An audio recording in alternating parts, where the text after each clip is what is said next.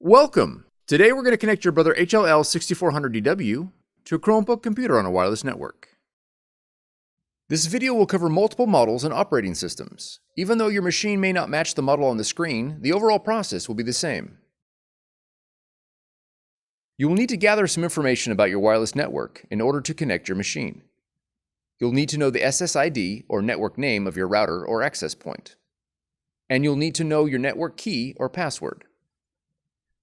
The default settings for your router or access point can be found on the equipment label. If your SSID or network key contain both uppercase and lowercase letters, be sure to record them, as both of these credentials are case sensitive. If you've set up a custom SSID and network password and cannot recall this information, please contact your router manufacturer. Setup cannot be accomplished without this information. If your model has time and date settings, you'll need to ensure that they're set correctly. After the connection process is finished, you'll need to set up Google Cloud Print on your Brother device. You will need to have a Google account ready to complete this process. From the home screen, press the settings icon on the touchscreen. Press the down arrow on the control panel until the network option appears on the touchscreen. Press Network. Press WLAN on the touchscreen. Press Setup Wizard. If prompted to switch the interface, press Yes, otherwise continue. Select your SSID or network name from the list. Please note that if your network is set to hide the network name, you will have to manually add that network name. Enter your network key using the touchscreen.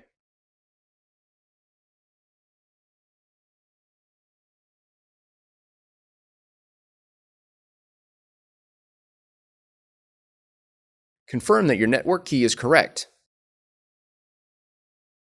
and press OK. Press Yes to apply your settings.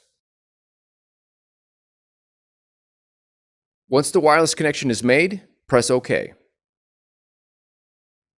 Open the Google Chrome browser on your computer and click the menu icon. Choose Settings. If you have not already signed into Google Chrome with your Google account information, click the Sign into Chrome button.